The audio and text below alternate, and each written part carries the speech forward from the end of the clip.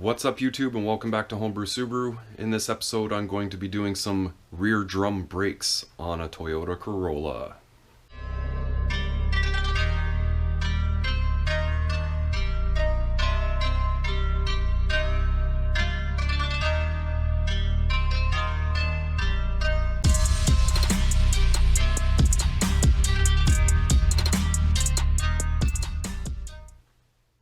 What's up everyone? So yes, today is another non-Subaru video.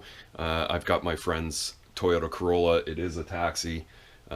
He's got, 60,000 miles, 100,000 kilometers on this car.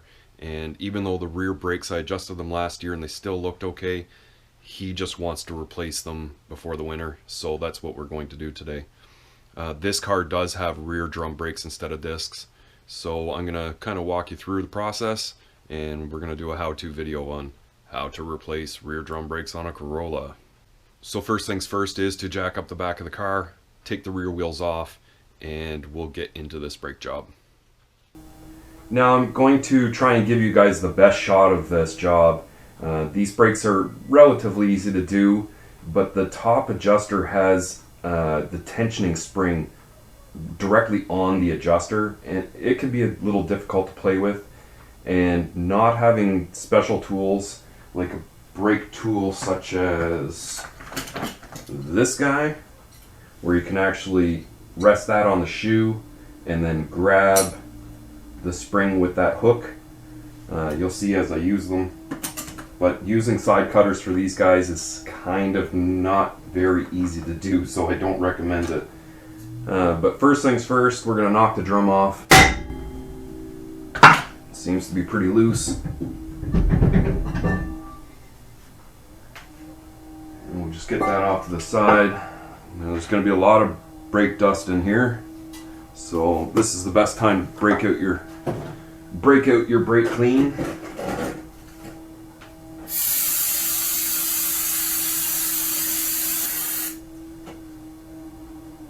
And that'll just keep dust down to a minimum as we're taking stuff apart and keep your hands a little bit cleaner, I guess. So the best thing when doing a drum brake job is to leave one side completely together, and that way you can't misplace one of the springs, or if you do, you can reference it from the other side if you don't have any type of manual. Having one side together that you haven't touched, you can always go back to and say, oh yes, this spring goes here or it clips here, that type of thing, because it is easily forgotten unless you take a picture or have a reference. Some people's memory are not as good as others. So using my special tool, I'm just going to hook in on this top spring and try and drag it towards the shoe and out, and that'll just let it get loose, which is all we really need at this moment. And we should be able to actually spread these shoes and just slowly unhook the other side of that spring and then just pull the adjuster right out of the top. You can see there's quite a bit of an adjustment already made on it. And we'll just sit it off to the side. And now we want to take off not the parking side. This is the shoe with the parking lever on it, retained by that clip. We're going to go for the opposite side. Another brake tool that I use, actually, yeah, we can use this one, that pushes on these spring clips, spring retainers, and then you just give it a little twist, and you can see it's kind of got like a flat side to it. And the pin, there's actually two retainers for both sides of the spring. The pin's also got the flat side that passes through to actually lock up, so then it holds the spring in place. Put all that stuff to the side, and now this shoe should be relatively loose and actually fall down, and you'll have this bottom spring, and you can just unhook the shoe like that. And on this one has the adjusting lever for the adjuster, so we'll need to take that off and transfer it to the other shoe, but we'll just sit that to the side for now as well and take off that bottom spring. And now we can do the same to the other side here.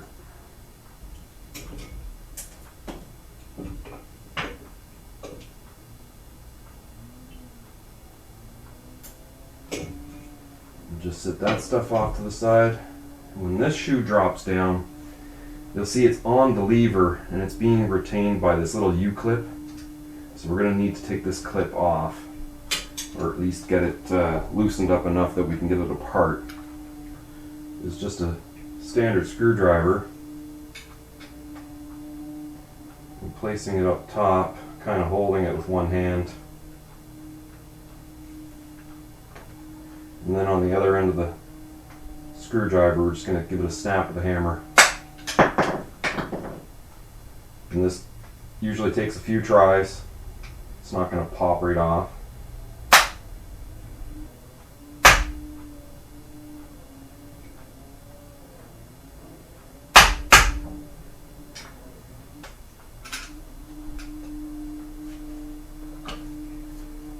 And once enough of it sticking through, you can usually put your screwdriver over on the other side of the clip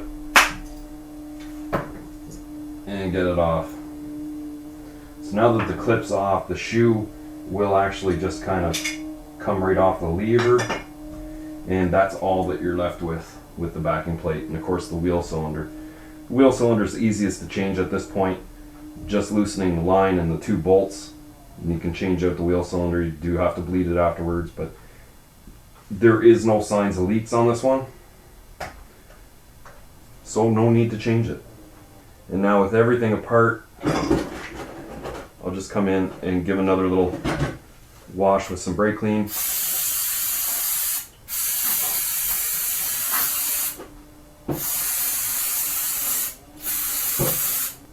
And because the large spring kit with that adjuster is quite expensive and there's nothing wrong with these springs, we're just going to reuse them. So we'll give them a little rinse and wash as well. Now a couple little things on reassembly. I do like to take anti-seize, as you've probably seen before, and just put it around the hub like that. Make drum removal in the future easier. And then on the backing plate, just the thinnest little skim of lube on these touch points where the shoes rest can prevent the backing plate from taking a little bit of wear. Over time, the shoes like to kind of start cutting their way into the backing plate, and then you get these little rust spots like I kind of see on this one. Now I'll also take a little bit of lube and put it on this post where the shoe kind of rests on the lever, just so you can, it's got some nice free movement. Make sure that thing is seating all the way. Sometimes they build the paint up on these quite a bit, and putting something like this together, the post won't come through all the way through the hole just because of the paint, and you actually have to take a round file and kind of file it out a little bit. This one feels pretty good. So with that ready like that, we can take our U-clip and sit it back in kind of into place there. And maybe just a couple little taps with the hammer to get it started in. And then you can just kind of go take it by the ears and give them a nice squeeze with your side cutters and crimp that right back up. Make sure you got good movement. And now we're ready to put this shoe on.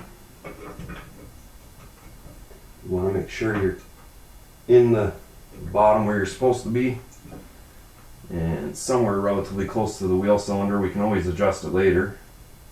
Now, feeling with my left hand, I'm feeling on the back side of the backing plate to where the hole is to put my pin through.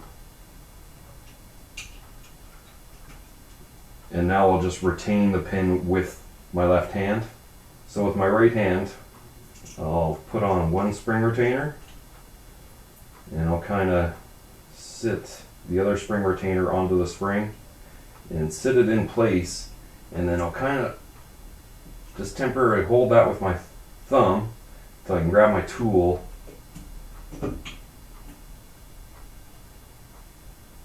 then just kind of guide it up on the top here. This can be kind of tricky, but I've done it a few times before.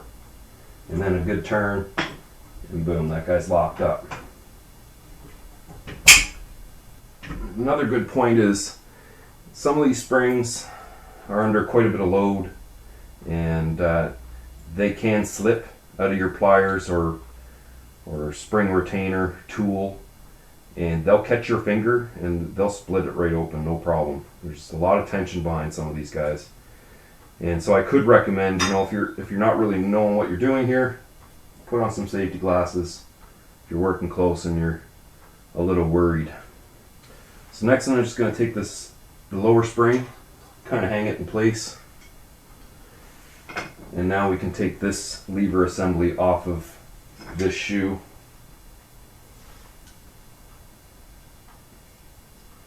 And all I'm going to do here is just grab it with my side cutters, good grasp, pull down, and it's already undone. And this guy will just kind of slide off the peg there with some little wiggling. And now we just want to take it directly and put it onto the new shoe.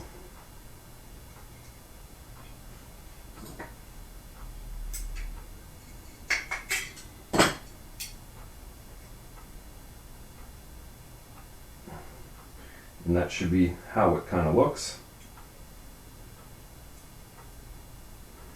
And this guy's ready to install. Slip it onto the lower spring. Make sure the spring doesn't try and wrap around the front, and it does go or wrap around the underside. Might have to squeeze this together because your wheel cylinder may have expanded a little bit. And same idea, I'm going to take my left hand, try and find the hole in the backing plate.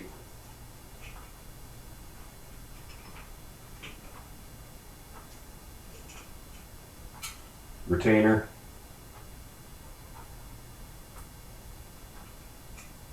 And the spring in the outside retainer.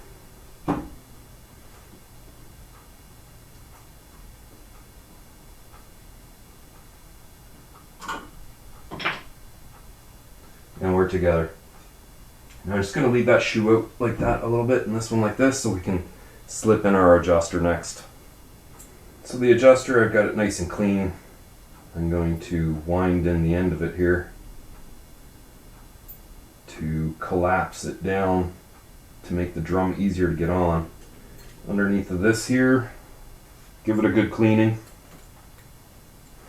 And then a little bit of fresh lube just to put on the end there.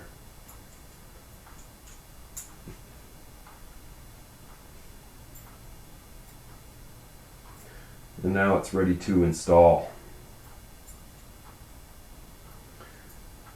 Now I think these are easier because this is the trickiest part of this job, is this guy right here. This spring is not very maneuverable. It does not come off of the adjuster, and it's kind of bowed in a U shape almost. Okay, now so we'll take the adjuster, put it in through the rear, and just kind of guide it up onto the shoe. We can hook this side of the spring on, and then slowly try and get this shoe to kind of come back into place where it should be. Actually, both shoes are kind of, there we go. And now we want to grab our special tool and grab hold of this spring. We can kind of retain everything if we can keep a hold of this spring.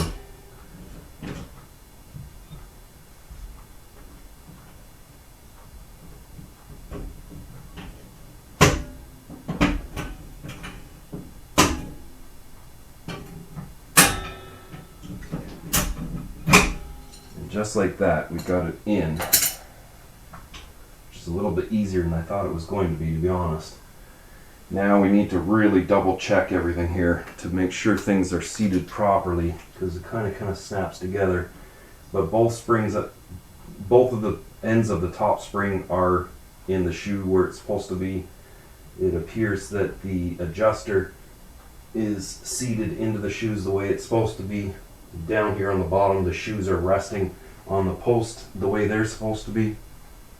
So we should be relatively ready to put the drum on at this point. Now before installing your drum, you just kind of want to make sure that there's no oil, packaging oil up on the inside of it, and this one doesn't. These are actually some nicely coated drums. They should resist a lot of corrosion. So just going to place this guy in place. It's going on as easy as I'd like anyway. And just getting it on, giving it a few wiggles,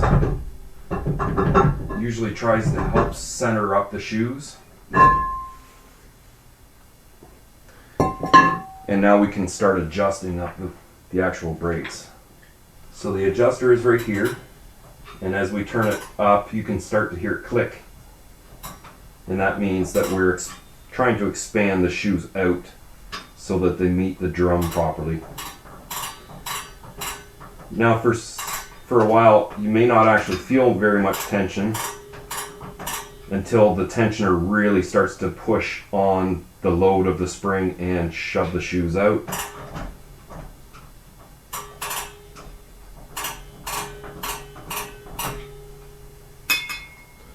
So I like to do quite a few turns and then just retry the drum. And you can see it's starting to bind a little bit.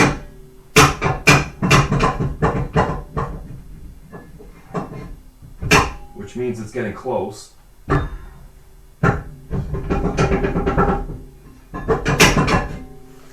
But it definitely needs a lot more.